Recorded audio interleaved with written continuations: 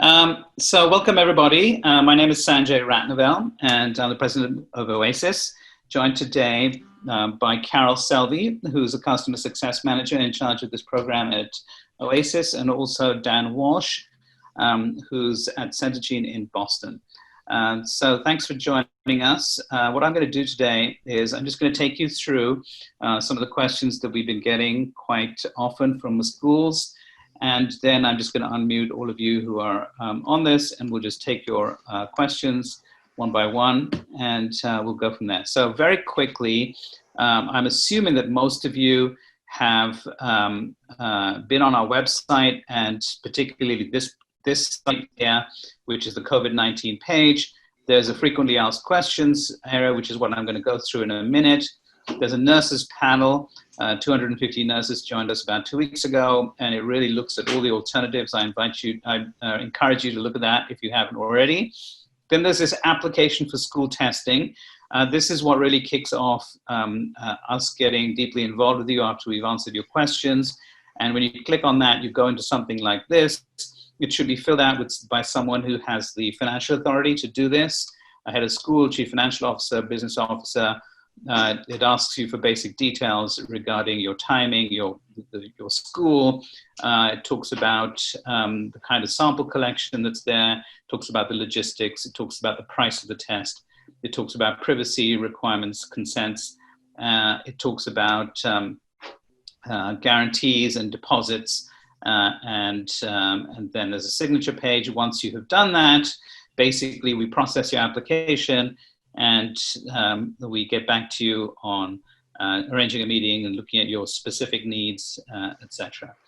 So with that, I'm just going to quickly go to this particular frequently asked questions, and I'm going to go through these pretty quickly because what we've done in the past is we've just unmuted each of you one by one and taken all your questions like a round table. So fairly quickly, and apologize for speaking fast.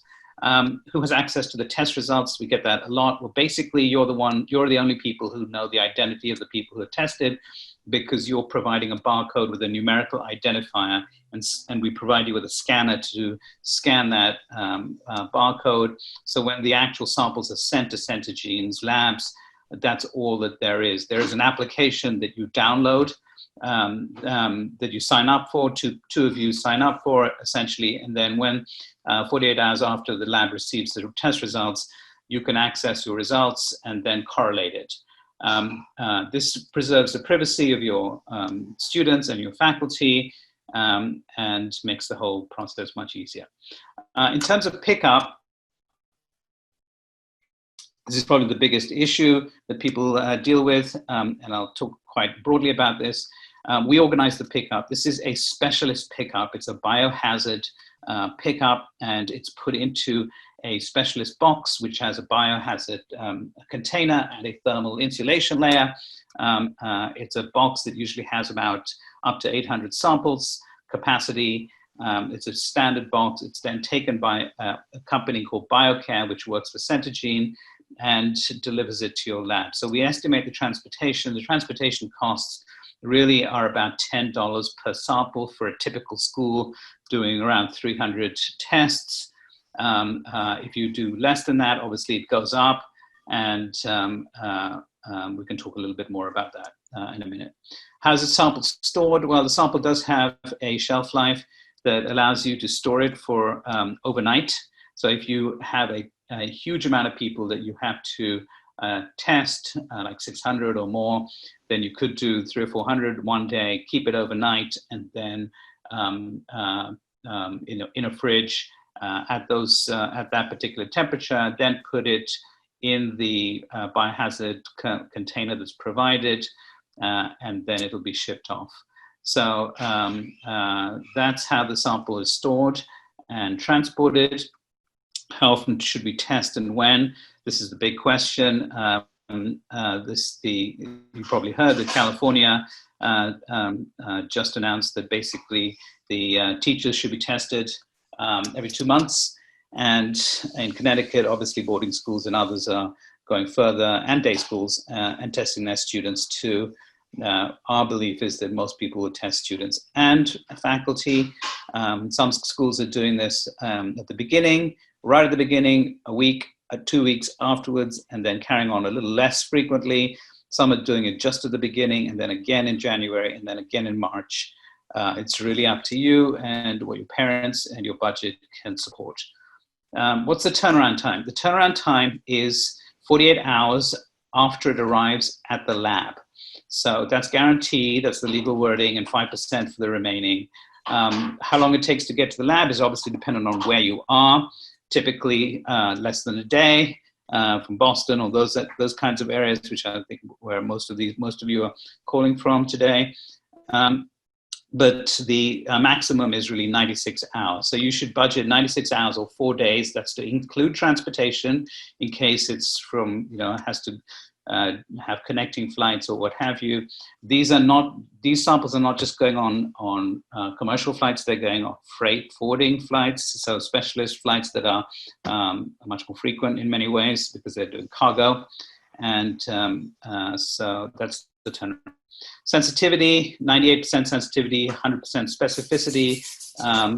Go to the nurses panel, it talks a lot more about that if you need it.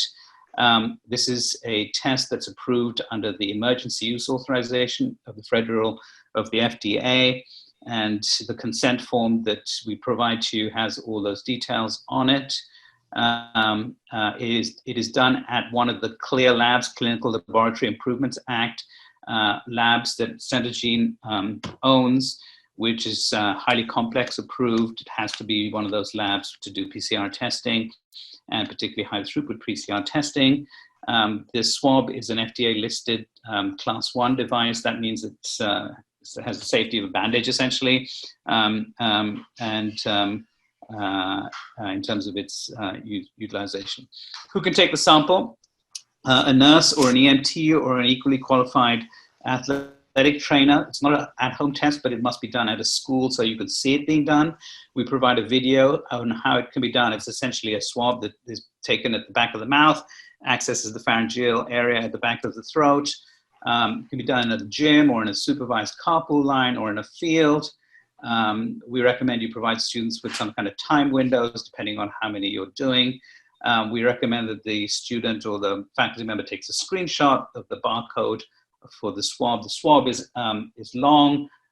You take it, you put it into a little test tube, you break it off, screw it back on, you provide it to the person. The person uses a scanner to do that. Nasal swabs or oral swabs, they're equivalent in terms of the accuracy. Obviously, a nasal swab is a lot more painful, particularly for younger children, etc. It's a lot more difficult. Oral swab is pretty straightforward, just has to go right to the back of the mouth, back of the throat. How long do you estimate it would take? Around 2 to 3 minutes. What are the pickup times and dates? We recommend Monday, Tuesday, Wednesday, because there is no weekend surcharge. There's a weekend surcharge for pickup by the biohazard delivery companies of about $100 to $200, depending on where you are. And we recommend that it's done by 1 p.m. It's a little cheaper if it's around 10 a.m. pickup, but that's really up to you. And we estimate all that and provide that to you. Should we order swabs in advance? Yes, most schools are ordering at least 2 to 3 rounds of swabs in advance. We just charge you for the $10 per swab. That $10 is part of the $88 price per test. So you can order it in advance. We strongly, strongly recommend that you do that because we think that this is going to run out. And as a lot of swab capacity is under severe pressure right now. How much lead time do you recommend for confirming testing? So we ideally want to have at least 30 days in advance knowledge of the whole process. And we need to ship the swabs to you. We need to organize the couriers. You need to get consent forms signed. We provide you with a consent form which has required language on HIPAA and GDPR. GDPR particularly because of potentially parents or students or anyone who could be abroad. in the European Union, very important for boarding schools, but really for everybody. So we're relying on you to get the consent, but we provide you with a consent form language that you need to put in there. And we don't actually collect the consents, you do. What test results do we get? Positive, negative, or failed, sample, and I think those are most of the questions that we have. So with that, do you want to add anything, Dan or Carol, to that before I take questions? No, I don't think so. No, I think you covered it. Okay, fine. So now I'm just going to go to our attendees, and I'm just going to go one by one. And I'm going to start with you, Amy. No, actually, I'm going to start with you, Becca, because you were on first. Becca, are you there? I am, yes. Which school are you from, Becca? The Greenwood School, it's in Vermont. It's tiny. We only have about 50 students. Mm-hmm. You actually, I just heard about this program today, so you've actually answered all of my initial questions. You can go on to the next person. Okay, perfect. Oh, you're the school that's right next to Vermont Academy, right? That's right, yeah. Okay, got it. Okay, perfect. So that's how you probably heard of us. Is that right? Yes, that's correct. Okay, good. Amy Johns. Amy, you there? I'm with St. John's School in Dallas, Texas. Yeah, most of this, the frequently asked questions, this is a lot of really what I wanted to gain from it. So is all of this on the website? Yes, it's all on the website. So just go into the oasisgroup.com, go to COVID-19, and then you get this. If you click on that, you get what I just went through. Okay. Also, there is some other webinars that we did in June on legal issues, covering HIPAA, on the whole partnership, and then the application is there too. I attend the nurses one a while back. Oh, you are? Okay, good.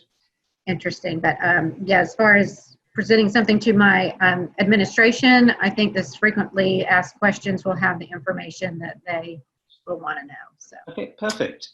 We'll follow up with you later. Anthony, are you there? Yes, Sanjay. With Tower Hill School in Wilmington, Delaware. Got it. Yep. We have about 800 students. Mm-hmm. And have you been given data on recommended frequency for which you test? It looks like a lot's left to us to figure that out, but is there a recommendation? No, there are no recommendations. I mean, the most schools have been basically hoping that they can avoid testing because the CDC hasn't put testing as a priority because, for the most part, because the testing capacity hasn't been there. But now with California requiring testing of teachers, and obviously testing is recommended for boarding schools. Most schools who are doing testing in our network are looking to do it at a minimum at the beginning, and then 2 weeks afterwards, or a week afterwards, and then less after that. Right. But it really depends on the rate of infection that's prevalent. I think Delaware is pretty low right now, right? From what I hear. We are, yeah. And so that's good. I mean, that's the ideal kind of situation for testing. What we're looking to do here is, over time, to get to a point where we can do pool testing, and we're examining that so that you can do that more cheaply over time, but you still have to establish a baseline to get there. So I would recommend you basically, you're probably doing cohorts or bubbles of some kind. And are you? Yeah, we're doing a few different things. Certainly our lower school is completely cohorted. It's a little more difficult in the upper school.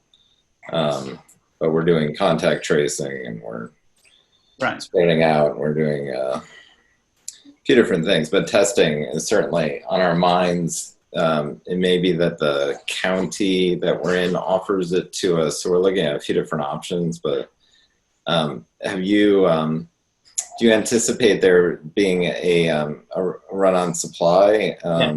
Yes, 100%. And what is there any kind of guaranteed availability if we placed, a certain amount of orders? Yes, Okay. for sure. So basically the process is when you put a deposit down, you put a sign up for the application. Then if your application is approved because it has all the stuff that we require in terms of approvals and consents, etc., then you pay $5,000. That puts you into a priority line in terms of being met against the 50,000 weekly capacity that we have negotiated with Centogene. And then if you obviously buy the swabs, then you obviously go off the list too. So you give us a date, we can play around with the date a little bit, but obviously not too late. And the most important thing is really to do the deposit, have the first set of testing done, and estimate 2 or 3 rounds of additional testing. It could be the same month, it could be in January or March. And that way you're part of the overall capacity. Great. Is there a shelf life on these tests, or? No, there's no shelf life on the swabs itself. Yeah. But there is a shelf life of about 96 hours or so after it's taken. Sure. Great. All right. Who's next? Molly. Molly Botso.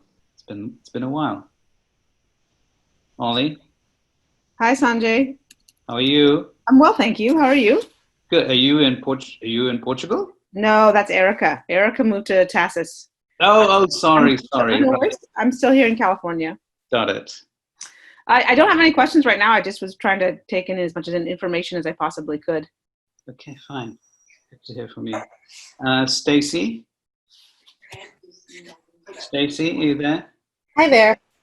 I'm at Texas Military Institute in San Antonio, Texas. He's anxious. We are a day. Let's try and get the information about full pay or not. See where we Sorry, you're cutting out. Are there 2 people talking there or 1? Who's looking out? Can you hear me now? Is that better? Yeah. Okay. I don't know how much you heard, but I'm not now, but don't flip out now. We don't. Sorry, I'm just gonna have to mute some other people here. Oh yeah, well, I will too. Happy to do that. Hold on. Who else is there? Mute. Stacy, I'm gonna unmute you again. Stacy, there? Yes, I'm here. Okay, great. So we're just trying to gather some information. We are a day and boarding school, looking to do for sure entrance testing on our boarding students once they arrive. So I just thought I'd hop on and get some information. This was very informative. Okay. I did have one question. What is the max amount of time that after you collect the specimen, how long can they sit in the refrigerator? They can sit overnight. Okay, so just basically 24 hours then? Yeah. Okay. Yeah. That's our recommendation. I mean, the very large schools with 800, obviously are trying to work out how they're going to do this. How big is your school? We're almost at 500 total, but Right. we only have about 40 boarding students. Got it. So you think you're just doing the boarding students only? As of right now, yes. Things change almost on a daily occurrence right now. But as of right now, that's what we're looking to do. So just to be clear on the if you do below 100, your transportation costs are going to be about $30 per sample, because each pickup is around $3,000, and so it'll take it from 88 to 118 instead of 88 to 98, okay. Right? But it's still way less than the 125 to 175 being charged. Right. In most places right now. So yeah, for some schools, like I think even the very first school is right next to Vermont Academy. I think if you have a small school and you could do it with another school, we could put both bags in the same pouch, because ultimately there are no names in there, just numerical identifiers. Okay. And ship them together. That way you can split the $3,000 biohazard transportation cost. Okay, that's a good thought. Yeah, but you need to find a friend. Okay, sounds good. Thank you. Okay, what's next? Ulrika, are you there? Ulrika? Yeah, hi. Hi. Thank you. Most of my questions have been answered.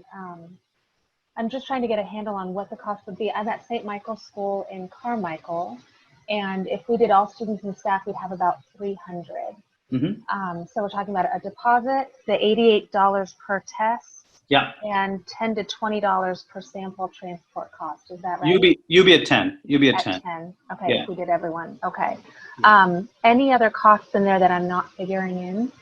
The only other cost is that most people are ordering extra swabs in advance. Okay. Right? So there's where Carmichael, California? Sacramento. Okay.